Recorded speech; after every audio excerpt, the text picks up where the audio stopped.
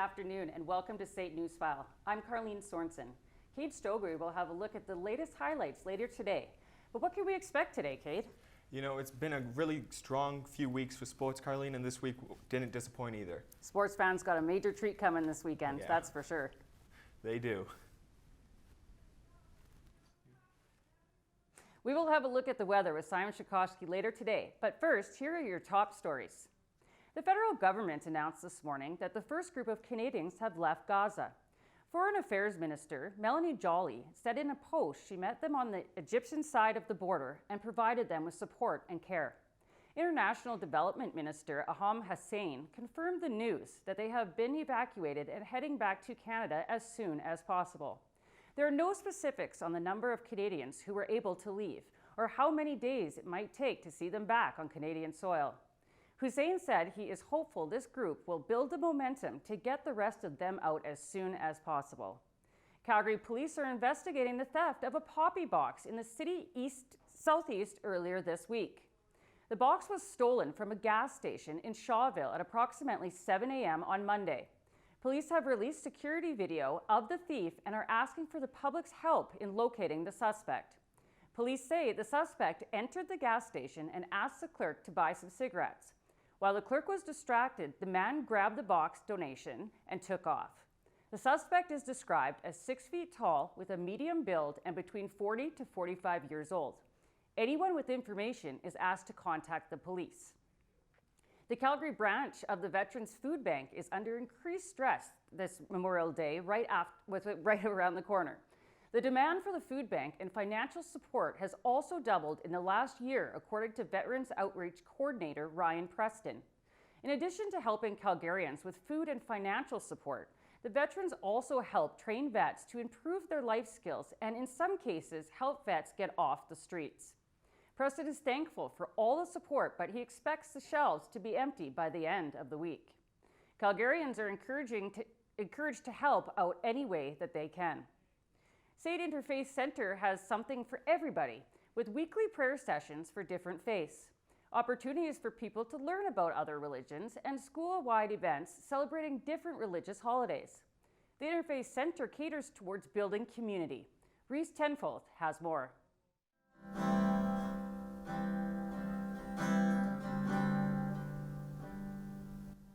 The Interfaith Centre is located on the 3rd floor of the Stangrad Centre. Through it, students can participate in faith-based events and activities. With that, also gives students the opportunity to learn about other belief systems through talking to peers and joining the weekly Interfaith Interface. I have so many friends who are Catholic, and it's like so fun to be in a group where we all agree with each other. We're all on the same page. We're all growing together. But to come here and be like, you know what, there's other people who are on their other journeys, and we can journey together and we can learn from each other and come to see like what is the truth, you know, together. It's been really enriching to my life. I've actually been thinking about how much I've gained from these conversations. It's so much more than I even know. According to a 2022 survey, 69% of SAIT students identify as religious. By providing opportunities to meet people of different faiths, the Interfaith Centre helps to create a student body that finds similarities in their differences. There's more that makes us similar than actually what divides us. And I think that for me, that's what I learned coming here is we all have the same needs to love and be loved. Events are wrapping up for the semester, so keep an eye out for exciting things in the future.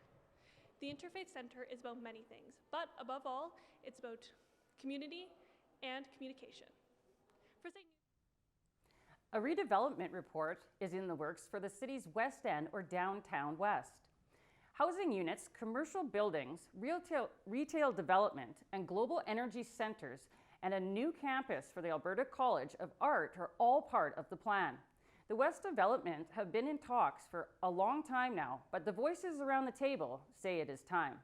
In the report, they are asking for more investment and less slowdowns. Developers are keen to add more residential in the area, but say the permit process needs to be streamlined. Calgarians are excited about the new development after seeing the transformation of East Village just a couple years ago. It brought a lot of life back into the city, they say. The spooky season is finally here, along with Screamfest returning with more activities and food trucks. Elisa Law has been covering this story for us and joins us live from the newsroom. Elisa, what can you tell us about this event? It sounds like a blast.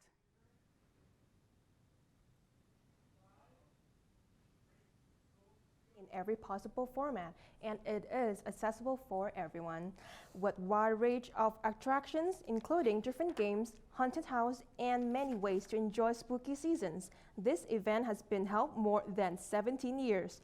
Young people can come and experience in different kinds of culture in Calgary, making it a great way for couples to do fun things together and for older people to bring back their love for Halloween. We look out for each other. It's kind of like a big family. If one person's hurt or one person is sick, we cover for them as best we can. So we got each other's backs.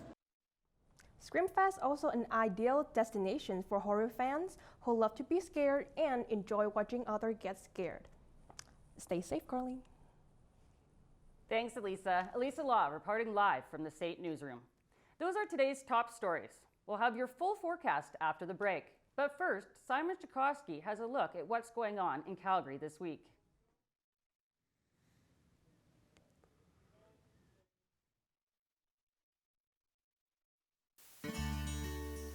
The Calgary European Film Festival is back and will feature more than 25 contemporary films from numerous European countries. The Tour de Force solo show made in Italy takes the stage at Martha Cohen Theatre, but only until November 11th, and then it's gone. Nationally touring stand-up comedian Brittany Lysing will be live on stage at Yuck Yucks on both November 10th and 11th. Jazz YYC is putting together a jazz walk down the Music Mile in Inglewood, and it's completely free, so make sure to come on down and enjoy the music. Country star Mackenzie Porter is coming to Commonwealth Bar and Stage on November 10th. Doors open at 7 p.m. R&B singer and songwriter Zenon is guest hosting a mentorship session for Jam Club participants at Studio Bell on Thursday from 8 to 11. Welcome back. I'm Simon Chaskovsky. Let's take a peek at the weather. We'll start off on the western side of Canada. As you can see, we've got fairly warm temperatures starting in Vancouver on the west coast. Then, due to a high pressure system, we're going to start to see that cool down as we start to move over to the east. Then if we want to take a look at the eastern side of the country, due to a low pressure system, you'll notice that we're going to see fairly consistent temperatures across the board, as well with it being the coldest up in St. John's and it getting warmer as you move down towards the southern side of things over in Toronto. Then in between, we've got Montreal and Halifax, both sitting at a very nice 10 degrees.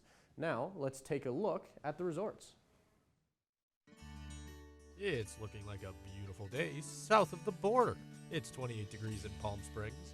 There's some clouds in Barbados, but that won't be enough to stop the heat. It's still 31 degrees. Cancun, Honolulu, and Orlando are all sitting at 29 degrees. And Las Vegas is looking a little chillier than usual at 24. In Calgary today, it is currently 4 degrees with conditions looking mostly cloudy. As for the wind, we're looking at 6 kilometers, and for what's coming up next, you can expect quite a bit of sunshine this weekend. Then if we want to take a look at the province, like I said earlier, that we're looking at a bit of a high pressure system, which is causing some inconsistencies across the province, temperature-wise. Starting off towards the bottom, you'll notice that we're going to see a lot of warmer temperatures over towards the southern border, with both Lethbridge and Medicine Hat sitting at a comfortable 7 and 6 degrees. And as you start to move up the province, you'll notice that it gets a little colder, but still fairly nice out, with it being, like I said, 4 degrees in Calgary and just getting colder as you keep going north. And then for the Calgary 5-day forecast, tonight we're going to be seeing some clouds. Tomorrow it's going to be lightly cloudy with a high of 5 and a low of -2. For Friday, it's going to be sunny with a high of 6. And going into this weekend, we'll be seeing a high of 8. Coming up next, we've got Cade with sports. Introducing your Crowfoot Coyotes! Hockey is an after-school sport that teaches friendship, teamwork, respect, and much more. Hockey is really competitive and a fun activity. How about you get your career started today? Because after all, hockey is for everyone! Sign up at crowfoothockey.com. Some people think history is boring, but we think Calgary's history is fly. Our members help us tell Calgary's stories. Together we can learn about our community and the adventures that help build it. If you're as excited about Calgary's history as we are, you can sign up on our website. thehangarmuseum.ca, a museum with altitude. Welcome back to SAIT Newsfile. Kate Stogre joins us now for a look at the latest highlights. What's happening? Well, Carlene, a lot is happening. All 4 major sports are going on right now, and it began with the Oilers losing. The Edmonton Oilers took on the Vancouver Canucks in losing fashion. The game started hot for the Oilers, with Mattias Ekholm coming in with a big slap shot from the left side for the goal. It went downhill from there for them, with the Canucks hitting a quick goal on the other end. In the final period, JT Miller launched a slapper which ricocheted out, but later was called back to count as a goal. The game finished with a 6-2 score for the Canucks, with 2 goals from Brock Besser and 3 assists from Quinn Hughes. For the Oilers, Leon Draisaitl scored 1 goal in 5 shots, and Mattias Ekholm scored the other goal, taking 3 shots. The Oilers now sit just behind the Calgary Flames in the Pacific Division, with the Flames sitting at 3-7-1. The Flames play the Predators next and are looking to try to get one back in the winning column. Just under a year ago, there were talks about the Toronto Raptors trading young star Scotty Barnes. Now, just under a month into the season, Scotty Barnes is playing like a top player in the league, even outshining rookie sensation Victor Wembanyama. He is currently averaging 22 points a game, along with 10 rebounds and 6 assists, shooting 42% from 3. All career bests, despite the Raptors sitting at 3-4 and 11th in the Eastern Conference. The Blue Jays are looking to add this offseason after handling business with their impending free agents. With the Jays bringing back pitcher Chad Green for the next 2 years and losing Whit Merrifield and possibly both Matt Chapman and Kevin Kiermaier, the Blue Jays are expected to spend this offseason, with both Bellinger and league MVP Shohei Ohtani allegedly being at the top of that list. Bellinger was rumored to be going to the Blue Jays last year, but nothing panned out, and Ohtani is not expected to pitch until 2025, but will be able to hit until then. The Los Angeles Chargers took on the New York Jets in prime time for Monday Night Football. For the Chargers, everything started clicking early. On the second play of the game, Darius Davis took a punt straight to the house, giving the Chargers an early lead. It didn't stop there though, with Austin Eckler bouncing to the outside to get into the end zone, giving the Chargers a 14-0 lead in the first. To continue their first quarter highlights, Justin Herbert hit Gerald Everett, leading to him breaking off for the first down. The game finished with a final score of 27-6 for the Chargers. Austin Eckler had only 47 yards but 2 touchdowns on the night. Justin Herbert went 16 for 30 and 136 yards, being sacked 5 times. On the other side, Zach Wilson finished 33 for 49 in the air with 263 yards and being sacked a total of 8 times. Both teams now sit at 4-4 on the season. The Jets are without MVP quarterback Aaron Rodgers due to an Achilles tear, but with a miraculous recovery so far, Rodgers could make his return this season. And that's a look at sports. We are looking to see a beautiful Memorial weekend. Let's check in with Simon Jaskowski and check out the 5-day forecast. Well, Carlene, the 5-day forecast is looking really nice right now, with it just looking fairly sunny as we head into the weekend, with a lot of very, very nice weather heading into Remembrance Day weekend, like I said. So right back to you for that. Thank you all for watching SAIT Newsfile. Please tune in tomorrow.